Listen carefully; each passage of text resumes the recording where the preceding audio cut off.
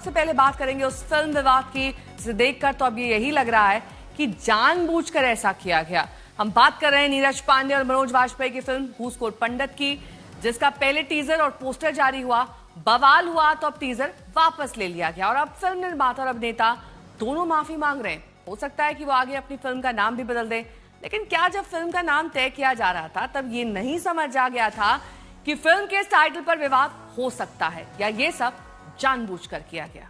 OTT पर एक आने वाली फिल्म के ट्रेलर और नाम में जात के नाम पर पंडित का अपमान नजर आया तो विरोध शुरू हो गया। लेकिन दिल्ली पुलिस में पंडित के नाम से बदनाम है, शादीशुदा लंगोट का ढीला, सर्विस रिकॉर्ड भी बहुत खराब है। अयोध्या से लेकर भोपाल तक, भोपाल से लेकर मथुरा तक पंडित समाज के लोग, फिल्म निर्माता, निर्देशक, कलाकार, सरकार सबके खिलाफ सड़क पर उतर गए। क्या साधु, क्या संत, क्या नेता, क्या कार्यकर्ता, फिल्म के पोस्टर और डायलॉग का घोर विरोध होने लगा।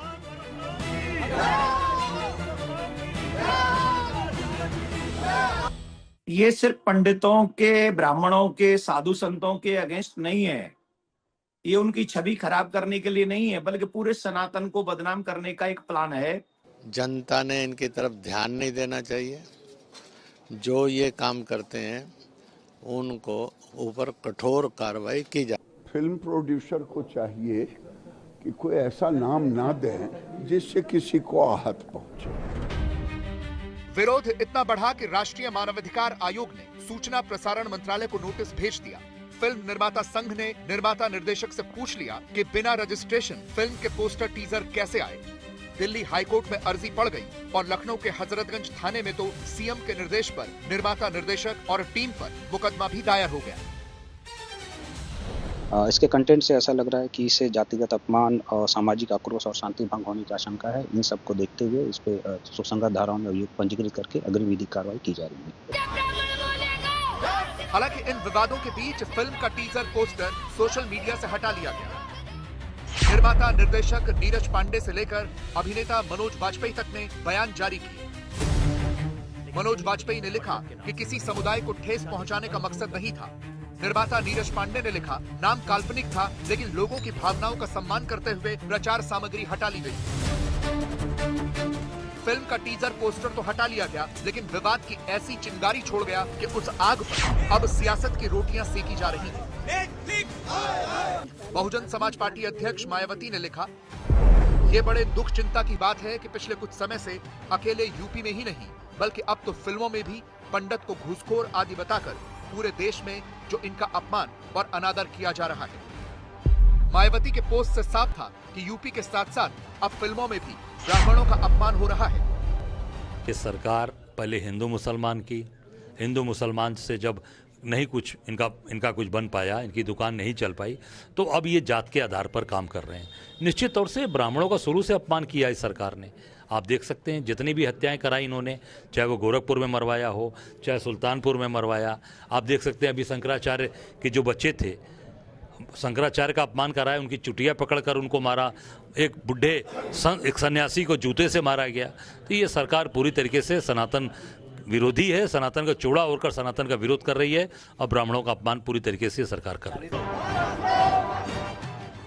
विपक्ष की पूरी कोशिश यही है कि अगले साल होने वाले यूपी विधानसभा चुनाव से पहले ऐसा राजनीतिक माहौल बनाना जिससे ब्राह्मणों में सरकार के खिलाफ आक्रोश जगे।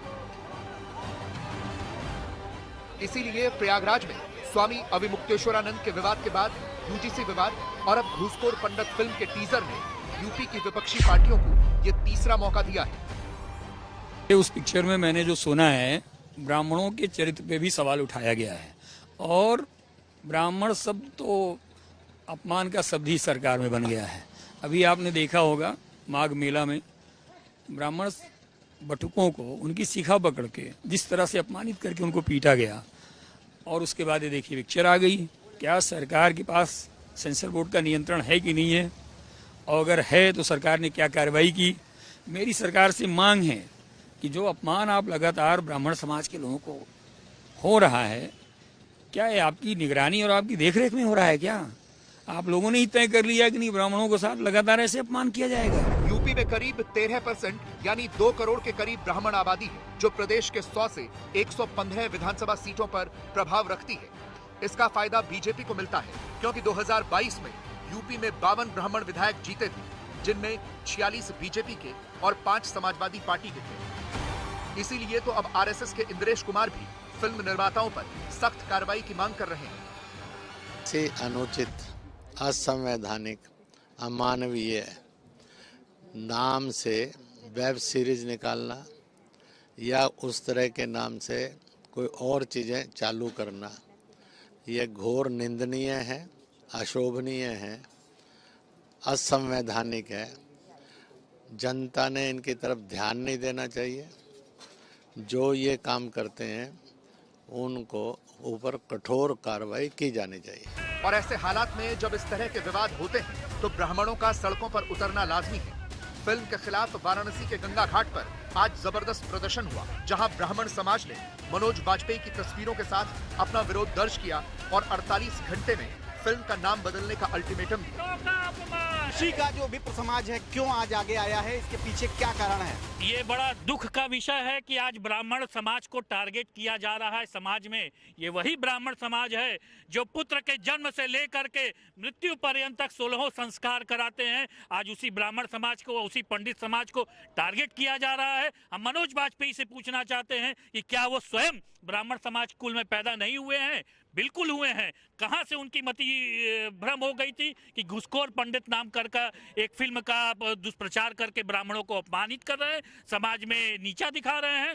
हम आज काशी के गंगा तट पर हम यहाँ पर आज उनका पुरजोर विरोध करते हैं और मैं 48 घंटे का समय देता हूँ अपने विप्र समाज के माध्यम से इस फिल्म को वापस ले, फिल्म का नाम बदल दे, फिल्म का स्क्रिप्ट बदल दे। हमारे वेद में कहा कि ब्राह्मण मुखमासीद बाहु राजन कीर्ता उरु तद्वैसा पदभाग शूद्रो आजाद। ब्राह्मण का मुख बिंदु जो है, समाज का मुख बिंदु ब्राह्मण है। तो यो विदेश से एक षड्यंत्र चल रहा है कि इस मुख बिंदु को नष्ट कर दिया जाए। जैसे भारतीय वास्तुशैली के मकानों को नष्ट करके यूरोपियन वास्तुशैली के मकाने आई, उसी तरह यह टारगेट किया जा रहा है कि यहाँ के संस्कृति को ब्राह्मण के द्वारा हम नष्ट करें, लेकिन ऐसा हो नहीं पाएगा। ऐसे अशिक्षित और मानसिक जो है हमारे मनोबल को नष्ट नहीं। ब्राह्मण समाज आक्रोशित है और फिल्म मेकर्स अब डैमेज कंट्रोल कर रहे हैं। अब भले ही नीरज पांडे और मनोज वाजपेयी फिल्म का नाम बदल दें, डायलॉग्स में कुछ बदलाव भी कर दें, लेकिन फिल्म को रिलीज होने से पहले ही पब्लिसिटी मिल गई है। आज तक ब्यूरो।